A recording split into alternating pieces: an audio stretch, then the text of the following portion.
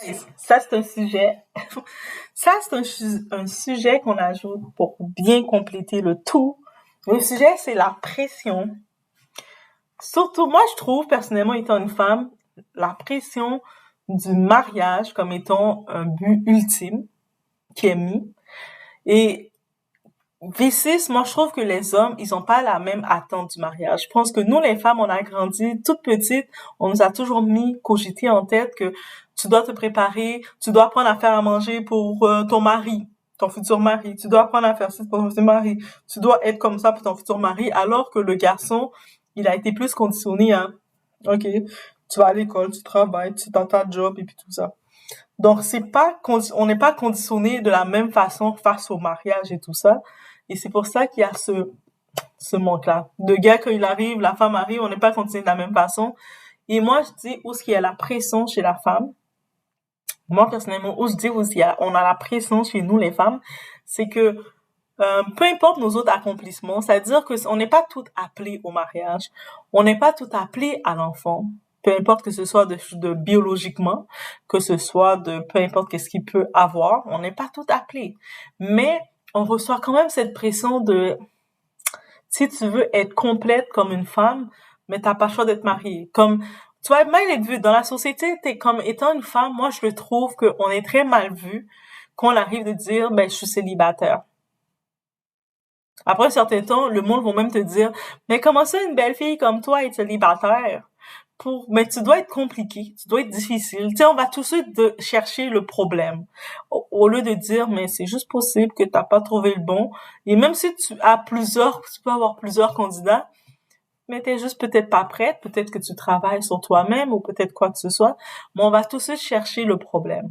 Alors qu'un homme, il peut vivre sa vie de bachelor, décider que il s'amuse, il prend son temps, il fait ses choses, il prépare ses trucs, ça va être bien vu. Mais la femme, on nous met la pression, mais de l'ordre biologique, tu dois chercher un homme. Et je sais, à cause de cette pression-là, il y a beaucoup de femmes qui vont se retrouver à se marier euh, downgrade. Donc, elles vont devoir, quand c'est downgrade, c'est-à-dire qu'elles vont devoir se marier plus bas, là. Elles vont devoir prendre un type, des fois, certaines femmes vont devoir aller prendre un type au pays, ou ce que pour essayer de chercher quelqu'un tu sais, essayer de chercher rapidement quelqu'un parce qu'on sait qu'au pays, que la personne t'aime, que la personne t'aime pas, t'es sa porte de sortie. Donc, c'est sûr que t'arrives et tu dis, ok, on se marie, ben, tu dis, ben oui, oui, oui, cool. Il s'en fout de toi, là. Il veut juste sortir du pays. Donc, que tu fais les papiers pour lui. Donc, souvent, il y a ces choix-là. Et parce que aussi, elles sentent la pression. Même si tu commences une femme, tu décides d'être en relation avec un type, et vous prenez votre temps, vous êtes en phase de dating, vous prenez votre temps qu'il faut, vous allez recevoir de la pression des proches qui vont dire, ben là, ça fait longtemps que t'es avec lui, pourquoi il te fait pas des enfants, pourquoi il te marie pas? Mais, on prend notre temps, mais c'est comme si on n'accepte pas qu'on prend notre temps, et surtout on va mettre la pression, mais là, t'es une femme, vite, ton horloge, tic-tac, mais c'est, OK. Ben, je vais pas courir ouvrir mes jambes faire un enfant si je suis pas prête. Si économiquement, si financièrement, si mentalement, si quoi que ce soit, je suis pas prête, on n'est pas prêt. On va pas se forcer, mais à cause de cette pression, je pense que on s'expose à beaucoup de risques, à beaucoup d'échecs sentimentaux. Et quand je dis échec sentimental, je parle de traumatismes qui viennent avec. Parce qu'on sait très bien, quand tu rentres dans une relation et la relation est un échec, ça t'amène des traumatismes dont t'as besoin du temps de guérir. Et souvent, on nous laisse pas le temps de guérir. C'est comme, OK, vas-y, ça fait longtemps que t'es célibataire, là, vite, embarque. On a cette pression et elle est réelle. Donc, combien de fois que tu vas voir une femme qui va se retrouver à faire vivre son gars? Moi, je trouve que c'est tellement hors nature. Ok, je vais vraiment le dire, je suis très vieux jeu en ça, mais je trouve que c'est tellement hors nature que c'est une femme qui doit entretenir l'homme. Peu importe l'homme. Moi, je dis, même si c'est possible que la femme ait fait plus d'argent que l'homme, ok, c'est correct. Mais que l'homme, il se sente confortable de demander à la femme, oh, en passant, tu dois me donner de l'argent pour faire ci, pour faire ça, c'est pas normal. Un homme ne doit pas se sentir confortable de demander de l'argent à une femme. Ça, c'est clair. C'est comme peu importe. C'est sûr que, ok, c'est ta femme. Je peux comprendre, là, maintenant, que vous vivez ensemble. Vous êtes dans la maison, vous vivez ensemble. Votre salaire est comme ça.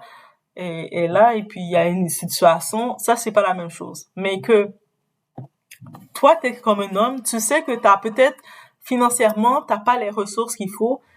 Peu importe que t'as pas les ressources qu'il faut, tu dois te débrouiller pour avoir quelque chose. Tu peux pas. Mettons que t'as ta nièce. Je vais donner une exemple bien concret, bien simple. Tu sais, il y a ce type-là, lui, il vit en Haïti. OK? Moi, je suis au Canada. Je sais, la situation en Haïti, c'est compliqué. Et puis, tout ça. Mais lui, ce type-là, c'est un paresseux mental. OK? Oui, moi, j'utilise des termes très, très directs. OK? Donc, lui, c'est un paresseux mental. Ça veut dire que je sais qu'il y a certaines personnes en Haïti, même si je sais que c'est difficile de trouver un emploi, c'est difficile plusieurs choses, mais il y a certaines personnes qui vont se débrouiller, qui vont chercher des petits dégagés qu'on appelle, qui vont chercher des petits moyens de se débrouiller pour juste subvenir à leurs besoins de base, juste pour chercher une certaine dépendance. Vous comprenez? Et ça, je respecte ce type de personnes-là. Mais lui, comme il est chez sa mère, on peut comprendre la situation. Et mais, tu sais, c'est comme je le disais, mais ok, t'as étudié par exemple le journaliste. Je sais que tu peux pas nécessairement travailler, c'est compliqué de trouver un emploi et surtout avec ce qui se passe en Haïti, mais t'as le temps d'être sur Internet, de voir un petit peu l'actualité, qu'est-ce qui se passe. Pourquoi tu crées pas un blog, faire des articles? On sait jamais qui peut lire. Moi, je crois toujours aux côtés de des fois, si tu fais quelque chose de bon cœur, tu fais quelque chose vraiment avec passion, ta passion peut t'amener loin. Essaie de créer un blog, essaie de créer quelque chose, on sait jamais. Lui est là, ah, maintenant je peux rien faire parce qu'en Haïti, tu sais, le gouvernement. OK. Par contre, je vois qu'il y a du monde qui sont aussi en Haïti. Il y en a un, j'entends que il faisait des lives, en plus, je l'avais vu, lui. Il se levait, puis il faisait du pâté cordé, tu sais, des petits pâtés haïtiens, et puis il le vend dans son coin. Et puis ça fait un petit peu d'argent, il sait se débrouiller, il fait des petits lives pour montrer qu'il se débrouille. C'est-à-dire que oui, c'est plus compliqué, peut-être que ça va pas le faire devenir riche, comme Crésus, mais il se débrouille. Et ça, j'ai respecté ça. Mais quelqu'un qui reste assis, tout ce qu'il fait, se plaint et dit, mais moi, par contre, quand pour avoir l'opportunité de quitter Haïti, ben là, tout va être facile, un claquement de doigts. Non, ça marche pas comme ça. C'est comme les autres pays, là. Quand tu quittes Haïti, c'est difficile. Tu dois, t'adapter rapidement, c'est difficile. Et puis, où ce que j'avais trouvé très paresseux mental, j'ai dit, OK, envoie-moi ton CV, parce que j'ai une sœur qui est en Haïti, qui travaille dans une grosse compagnie, qui a des contacts. Envoie-moi ton CV, je vais essayer de lui remettre à elle, elle va regarder qu'est-ce qu'elle peut faire pour toi. Lui, le type, il me donne son CV. Tu sais, je sais qu'en Haïti, Canada, tu sais, en Occident, ils ont peut-être pas la même façon d'utiliser les CV que nous. Mais son CV était médiocre, il n'y avait rien écrit dessus. Il a juste écrit journaliste, son nom de l'école, son nom et son numéro de téléphone, son email et puis rien d'autre. Moi, j'ai dit, mais ils sont où tes expériences d'emploi? Pourquoi tu les écris pas dans ton CV? Ton CV est blanc, là. Tu sais, c'est quoi les logiciels que tu utilises? Tu sais, si tu dis que t'es journaliste et t'es capable de faire des montages, c'est quoi les logiciels que tu utilises? Ah, moi, je connais toutes les logiciels. Ah oui, je connais ça, je connais Adobe, je connais ci. OK, mais écris-le. Ah, mais non, moi, en Haïti, c'est comme ça que ça fonctionne. Mais ça fonctionne comme ça, mais ça marche pas pour toi. Regarde, t'as pas d'emploi.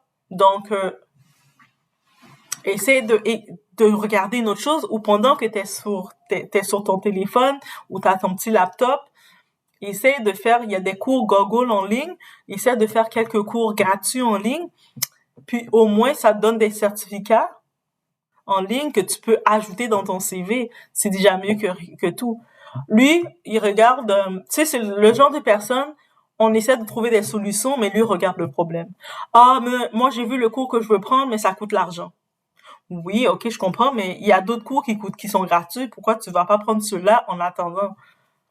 Quand je regardais ça, j'étais juste découragée. J'ai dit, mais il y a aucun avancement avec cette personne-là parce que là, c'est bien facile de se plaindre de dire je peux rien faire parce que je suis en Haïti. Mais même si t'es au Canada, c'est pas facile, là. Le monde, il pense que c'est aussi facile que ça. Mais nous, quand on est au Canada, on a dû se préparer depuis longtemps. Moi, je me rappelle, j'avais 14 ans, j'avais ma première job d'été comme quand j'étais comme monitrice d'aide, où ce que tu te lèves à 5 heures du matin, tu prépares pour la journée pour des enfants qui courent partout, qui montent sur les chaises, et puis tu cours derrière eux, toi t'es comme, oh, tu sais, 14-15 ans, les premiers emplois comme aide bénévole, mais tu sais, c'est ça mes premiers petits emplois, là. Donc, on a appris à travailler très tôt aussi, nous. Donc, bref, quand je regarde ça, c'est vraiment, et puis et puis lui, c'est un type d'homme qui a aucune volonté de faire plus. Et moi, je peux pas supporter ça. Moi, je peux pas supporter quelqu'un qui a pas de drive de faire plus.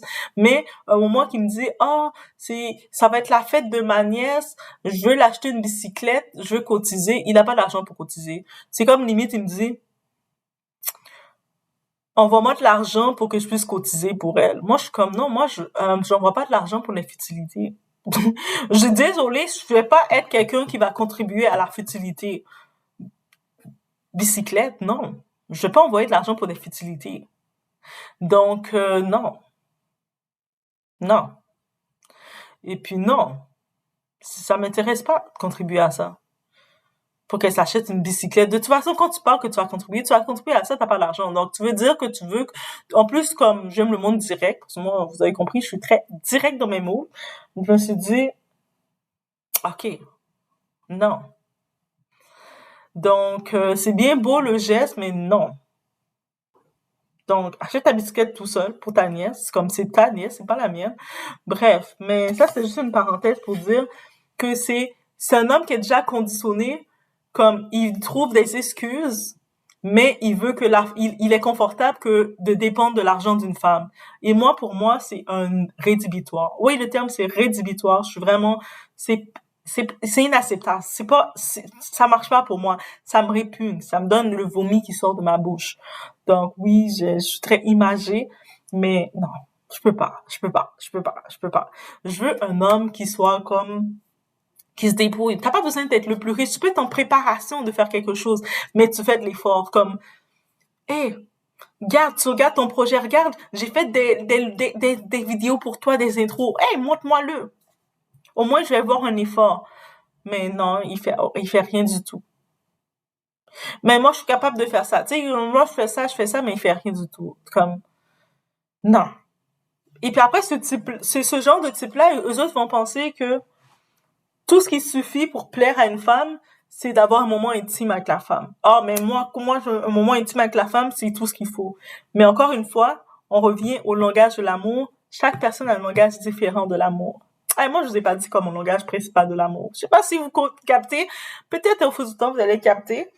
Mais croyez-moi, le toucher direct, avant que le toucher direct vienne, parce qu'on a toutes les 5 sens de l'amour, les 5 langages, il y en a qui nous dominent, mais avant que le toucher domine, il y a d'autres qui doivent dominer, qui doivent suivre. Je sais, dans les 5 sens, on parle pas de l'intelligence, être stimulé de façon de l'intelligence, mais des fois, on n'a pas besoin d'être dans le même niveau intellectuel, mais on doit être stimulé par la passion. Des fois, tu vas parler à quelqu'un que, lui, son sport préféré, c'est le football. Même si des fois, je connais rien au football, mais il est tellement passionné de me parler du football. Tu sais, le quart, quand tu cours le quart, t'arrives au 30, il commence à te parler que moi aussi, je suis passionné avec toi. Je suis comme, oh my god! Oui, c'est vrai. Je connais rien au football américain. Peut-être le football européen un peu, parce que c'est simple, il faut juste courir, c'est le soccer, il faut juste courir et puis kicker partout.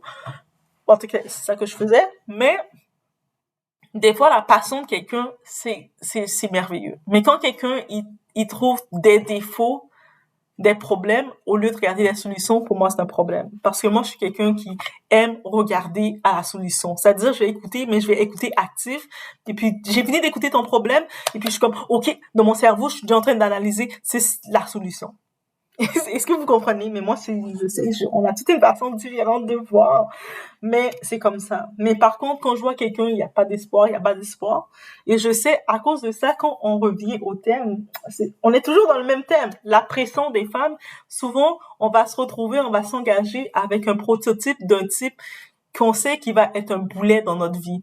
Même si ce type-là va dire, ah, je vais te faire un enfant, je sais que c'est ça que tu voulais toute ta vie, tu voulais être heureuse, que je te rends heureuse, je te fais un enfant. Comment tu vas me rendre heureuse si t'es même pas capable de me stimuler? Qu'est-ce que tu sais qui me rend heureuse? Et puis, faire un enfant avec toi, t'as rien. Financièrement, t'as rien. Ça veut dire que l'enfant, ça va être sur mes dépenses, sur mon tout. Non?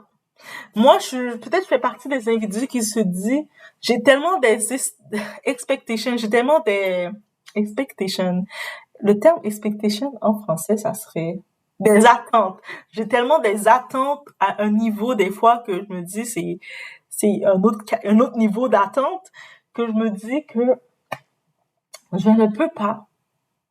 Je ne peux pas juste euh, dire que le moment où Dieu me doit me donner un enfant et que je donne mon enfant et puis mon enfant se retrouve à galérer. Oui, mon enfant va galérer, on galère toutes. Mais moi, je crois au côté financier, c'est-à-dire que moi, je vais peut-être être le genre de parent, peut-être on dit l'instinct maternel est inné ou pas. Moi, des fois, quand je regarde certains cas, je me dis certaines personnes, ils ont manqué ça. Bah, ça peut être une question. Est-ce que l'instinct maternel est inné ou pas? Parce qu'il y a certaines femmes, quand ils ont leur enfant, je regarde comment elles maltraitent l'enfant, elles galèrent, elles laissent l'enfant comme ça, je me dis, mais elle a, quand il y avait l'instinct maternel, est-ce qu'elles étaient dans la mauvaise file? Mais, une chose est sûre que moi, je regarde dans tous les points. C'est-à-dire, je me dis que je suis appelée à être enceinte, le moment où je suis appelée à être enceinte, et que l'enfant est en train de grossir en moi, j'ai déjà ouvert son compte bancaire. Ah oui, oui, oui, oui, moi je suis à ce niveau-là. J'ai déjà ouvert son compte bancaire et même si ça serait des 25 $ pendant chaque mois, jusqu'à ce que l'enfant arrive à sa première année, ça serait des 100 $, des 200 $ de déposer dans son compte. Mais quand l'enfant a 16, 17 ans, le moment que, vous savez, tu as fini le secondaire, tu choisis qu'est-ce que tu veux étudier, pour moi, c'est important que l'enfant, je puisse lui dire, ok, je sais pas si tu veux faire des études supérieures, si tu veux prendre une année sabbatique, si tu veux aller visiter le monde, je sais pas c'est quoi que tu veux faire, mais ça, c'est ça que j'avais laissé pour toi.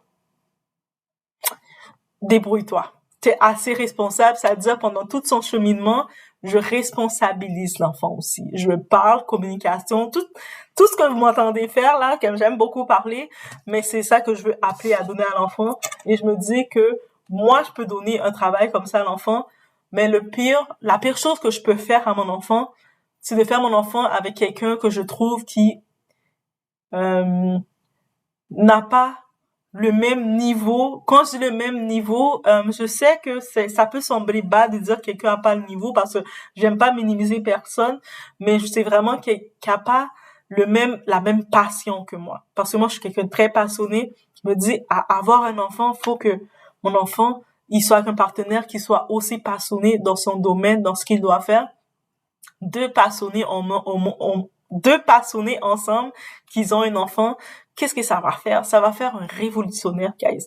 L'enfant va être un révolutionnaire, peu importe le domaine qu'il va faire. Imagine qu'il a sa mère qui est passionnée, son père est passionné, peu importe leur domaine. Même si son père est passionné, c'est dans la cuisine. Ah, lui, c'est un chef cuisinier, il est comme ça, il commence à faire les affaires, les cascades. Puis moi, je suis passionnée dans ma façon. Et puis là, on a cet enfant-là. L'enfant a pas le choix de devenir un révolutionnaire. Est-ce que vous comprenez? Parce que il aurait pas le choix, il va regarder ses parents, mais eux, ils sont trop passionnés. Moi, je suis sûre que je vais faire une révolution quelque part. Et puis, c'est ça que je veux. Je veux créer un futur révolutionnaire. Peut-être qu'il va venir apporter sa différence dans ce monde, apporter sa différence dans sa génération. Mais c'est à ça que j'aspire. C'est-à-dire que oui, dans la pression de devoir se mettre avec quelqu'un, juste pour se mettre avec quelqu'un, pour faire un mariage, pour faire avec quelqu'un, et puis tu regardes la personne, tu dis, mais je veux pas que mon enfant porte ton nom de famille parce que je trouve que tu n'as pas cette passion que je veux que mon enfant a. Je veux pas que mon enfant a ça de toi. Et puis, je veux pas me baser que sur le physique. Parce que moi, je suis pas quelqu'un qui va juste aller vers le physique, vers quelqu'un. Vous comprenez? Je sais que certains hommes vont penser que la femme, tu dois juste aller, ou le physique, oui, c'est important, tu dois être attiré vers ton partenaire. Mais quand certains hommes, ils pensent que le physique, ça reste juste au charnel, t'as l'intimité, et puis c'est tout, ça a tout développé. Non. Faut qu'il y a la connexion de l'âme. Faut qu'il y a la connexion, le développement, le tout, l'aspiration, que quand tu parles à la personne, que tu te sens, ouais, complètement, eh oui, c'est beaucoup. Est-ce que je suis une poète, là? Mais ça serait vraiment mon côté sur cette pression. Et peut-être c'est mon ressenti, peut-être autour de moi, je sens qu'il y a beaucoup de femmes qui sont dans le côté, on doit normaliser de vouloir dire, je veux, je veux pas être conditionnée à être la femme d'eux. Si je dois être la femme d'eux, cette personne doit m'inspirer. Je dois pouvoir me regarder cette personne et dire, je suis contente d'être avec toi, on est une team. Je veux pas être avec quelqu'un, si madame est telle, et puis la personne, je le regarde, il me dégoûte. Je suis comme, ah, mais bouge, fais quelque chose. Quand je dis dégoûte, oui, j'aime ça dire des gros mots qui ont l'air forts, mais comme, il y a des gens, eux autres, ils ont juste la prétention de dire, moi, c'est moi l'homme, c'est moi qui décide, l'homme est devant, la femme est derrière. J'ai pas de problème. Moi, au contraire, être devant, être le leader, ça donne plus de responsabilités. Donc, bien sûr que je veux que tu sois devant, que tu as toutes les responsabilités, et moi, je peux être dans mon rôle féminin et juste rester comme ça. Mais par contre, je refuse que tu dis que t'es l'homme, que t'es devant, mais tu utilises mon capital et mes... Il comprend, tu utilises mon capital, tu utilises mes connaissances, tu prends tout, et puis tu te mets devant, et puis moi, je reste comme ça. Ok, non. Si t'es devant, ça veut dire que t'assumes d'être devant et de prendre les charges. Et puis moi, je reste là, je fais comme ça. Et peut-être je vais alléger les charges un peu, faire OK, je t'aide un petit peu, j'ai tenu le bout. Et c'est tout. Et des fois, comme il y a beaucoup d'hommes qui ont le côté macho, c'est moi l'homme, c'est moi qui est devant. OK, vas-y, sois devant, prends les décisions, mais pas avec le capital de la femme. C'est pas avec le capital d'une femme que tu vas te mettre devant et que tu vas prendre les décisions. Ça fait pas de sens. It doesn't make sense. Donc, c'était mon point aussi sur ce. Laissez-moi savoir, vous. Ça serait quoi votre point?